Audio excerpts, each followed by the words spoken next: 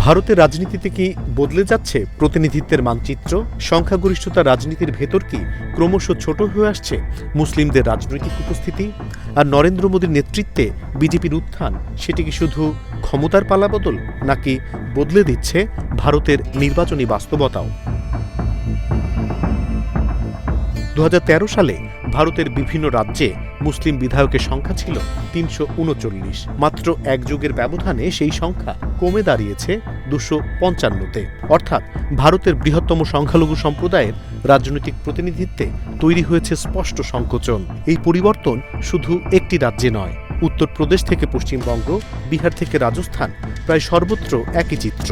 আর রাজনৈতিক বিশ্লেষকরা বলছেন, এর পেছনে সবচেয়ে বড় ফ্যাক্টর বিজেপির ক্রমবর্ধমান আধিপত্য এবং পরিচয় ভিত্তিক ভোট রাজনীতির নতুন বাস্তবতা।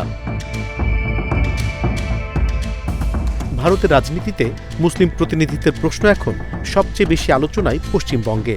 কারণ স্বাধীনতার পর এই প্রথম রাজ্যে ক্ষমতা এসেছে বিজেপি। আর সেই নির্বাচনের পর বিধানসভার গঠন বিশ্লেষণ করলে দেখা যাচ্ছে মুসলিম বিধায়কদের প্রায় সবাই বিরোধী শিবিরে। তৃণমূল কংগ্রেসের জেতা 80 আসনের মধ্যে 35 জনই মুসলিম। বাকি মুসলিম প্রার্থীরা জিতেছেন কংগ্রেস, সিপিএম, আইএসএফ এবং ছোট আঞ্চলিক দলের হয়ে। অন্যদিকে বিজেপি একজন মুসলিম প্রার্থীও দেয়নি। নির্বাচনের পর বিজেপি নেতা শুভেন্দু অধিকারীর বক্তব্য আরও স্পষ্ট করেছে সেই রাজনৈতিক বিভাজন। তিনি বলেছেন, নন্দীগ্রামে মুসলিমদের একটি ভোটও পাননি তিনি, হিন্দু ভোটে জিতেছেন। ভবানীপুরের ভোট গণনার সময়ও তিনি দাবি করেছিলেন মুসলিম অধ্যুষিত এলাকায় পিছিয়ে থাকবেন, কিন্তু হিন্দু প্রধান এলাকায় এগিয়ে যাবেন। শেষ পর্যন্ত প্রায় 15,000 ভোটে মমতা বন্দ্যোপাধ্যায়কে হারান শুভেন্দু। বিশ্লেষকরা বলছেন, এই ধরনের বক্তব্য কেবল নির্বাচনী কৌশল নয়, এটি ভবিষ্যতে রাজনৈতিক আখ্যানও তৈরি করছে, যেখানে সরকার বিরোধী কণ্ঠকে মুসলিম ভোট ব্যাংকের সঙ্গে একাকার করে দেখানোর সুযোগ তৈরি হচ্ছে।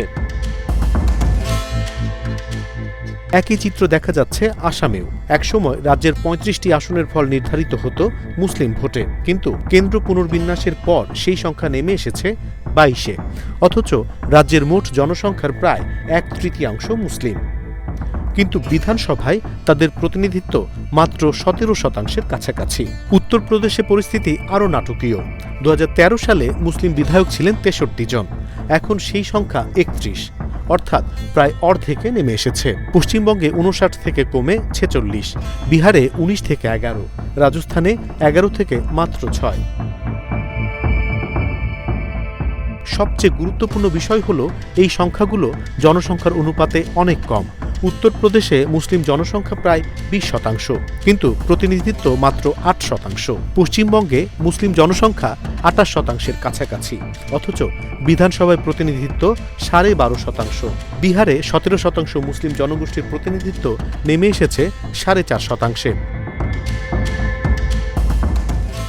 মহারাষ্ট্র, কর্ণাটকেও একই বাস্তবতা।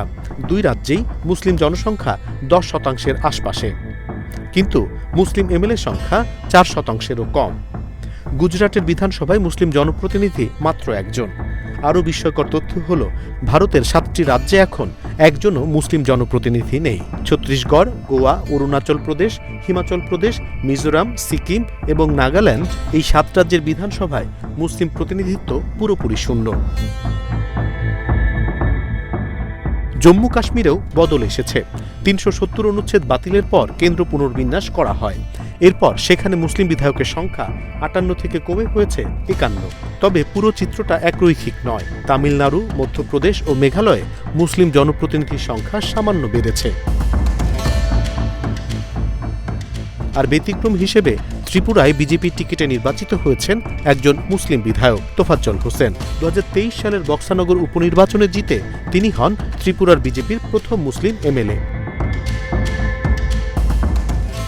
ভারতের রাজনীতি এখন শুধু দল বদলের গল্প নয়, এটি প্রতিনিধিত্বেরও গল্প। কারা ক্ষমতার কেন্দ্রে থাকবেন আর কারা ধীরে ধীরে প্রান্তে সরে যাবেন, সেই বাস্তবতার গল্প। আর প্রশ্নটা এখন আরও বড়, বিশ্বের সবচেয়ে বড় গণতন্ত্রে সংখ্যার রাজনীতি কি ধীরে ধীরে সংকুচিত করছে বহুত্ববাদের জায়গা?